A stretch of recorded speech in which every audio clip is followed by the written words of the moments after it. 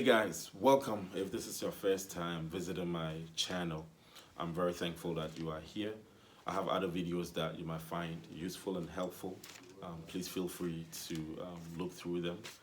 I also appreciate if you like my content, just subscribe and be a part. I have a lot of information that might be of interest to you as well. In my last video, I did a short poem on Sars, due to the recent protesting, and I did, promise that I will make a longer video to kind of review why it's important to end Sars and why it's important to end police brutality in general. And so I have with me 3 reasons why I think it's important to end Sars and it's important to end police brutality. If you are still not familiar with what this whole end Sars and by the way, some people think about SARS and they think it's the COVID, the strand of the COVID virus. And yes, there is a strand of the COVID virus with flu-like symptoms and what have you. That's not what we are talking about here. The SARS is an acronym for Special Anti-Robbery Squad. It's a police unit in Nigeria that basically deals in respond to kidnappings and armed robbery and other violent crimes.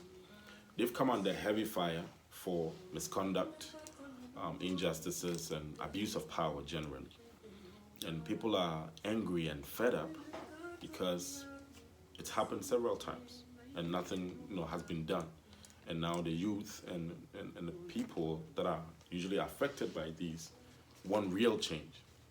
So in the streets of Lagos, Edo State, all over Nigeria, for over a week now, people have been taken to the streets to show their discontent and to show, to kind of appeal to the government to do something about this. A lot of celebrities, have used their platform, and creators like myself, what we can do is also use our platform.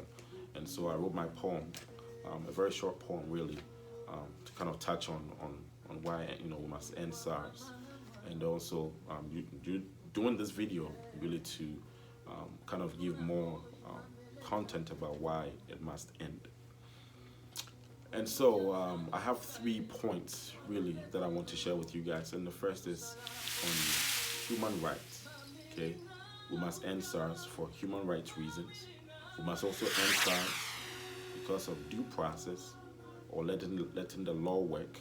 And then the third one is using the opportunity to come up with real changes, to come up with lasting changes. So 3 things: human rights, due process, and lasting changes. Before I even talk about the human rights piece, and for any issue, there will be people that agree with it and people that don't agree with it. But I want you to just put this in as a backdrop to understand that when people are protesting, it's not just an activity that they want to do.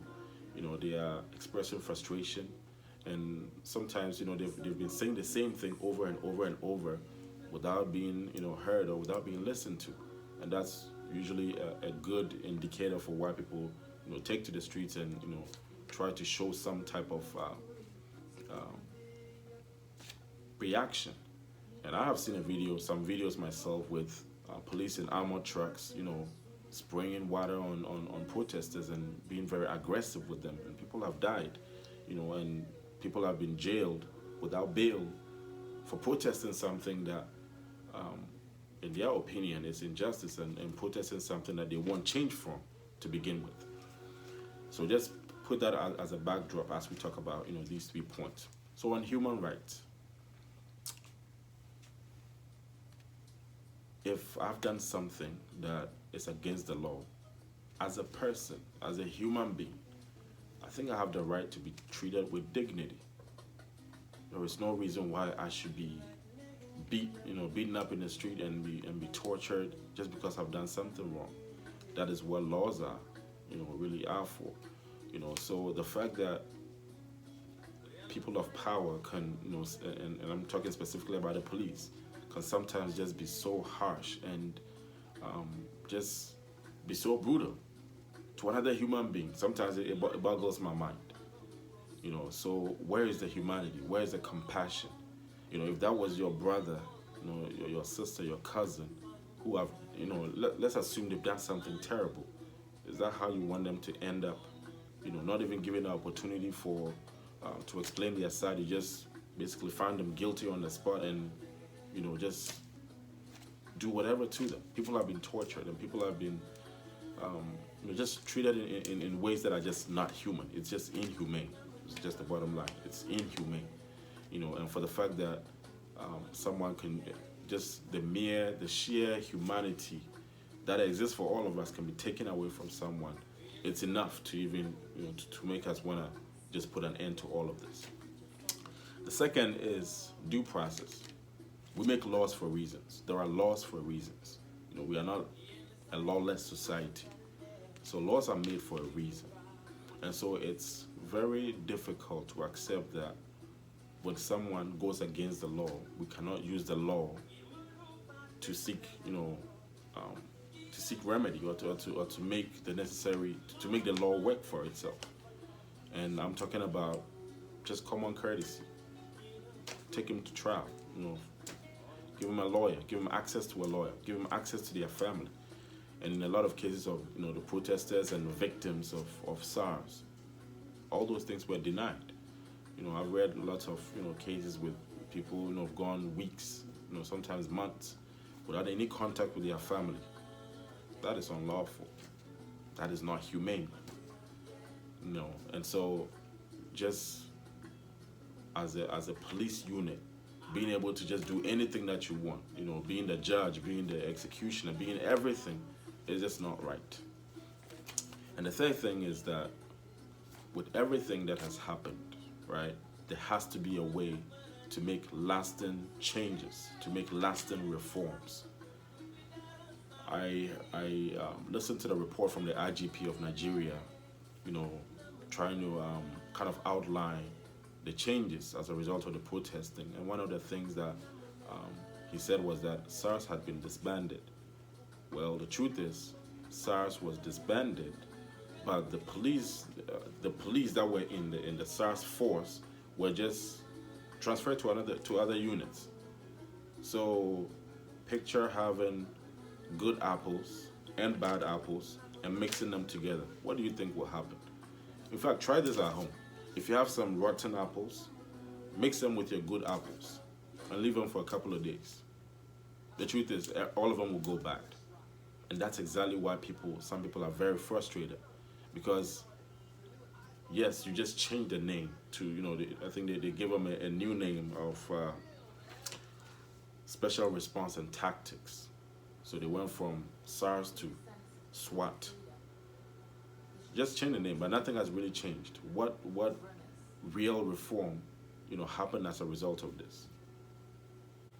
The IGP had also listed information such as there will be a citizens forum where they could interface with leadership of the police,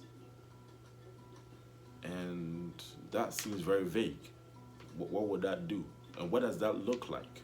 Yes, having citizens be able to know the activities of police is good, but in this case, it's very vague. We don't know what, under what circumstances, how often this is supposed to happen, and what kind of contributions will be accepted from citizens even.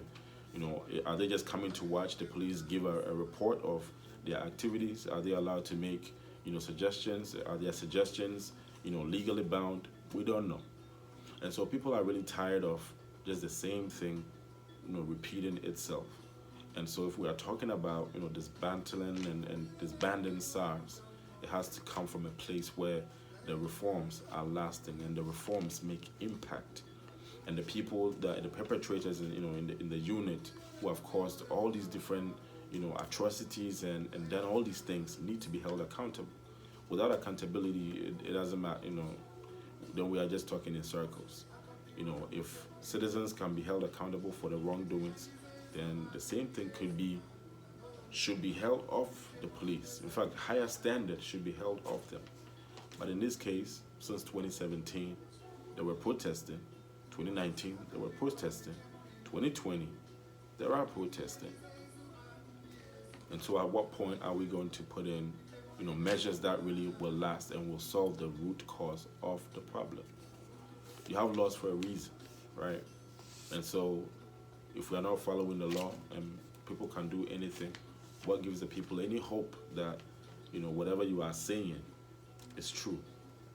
This is why people are frustrated. This is why people are still taking to the streets. This is why people are acting the way they are, because they are tired of being lied to. They are tired of, hearing the same thing over and over and over again without any real solution. And so these are my 3 reasons why SARS must end.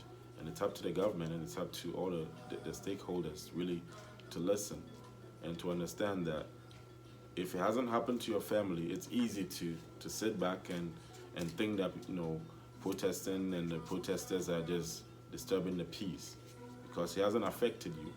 But anybody who has been a victim of police brutality is traumatizing. I haven't personally experienced that, but I've seen people, and I've been around, to see what it looks like. And when I say I haven't been in that situation, I haven't been physically abused by police before. I mean, in other forms of, being asked to produce documents and step out of your vehicles and all of that, I've seen that.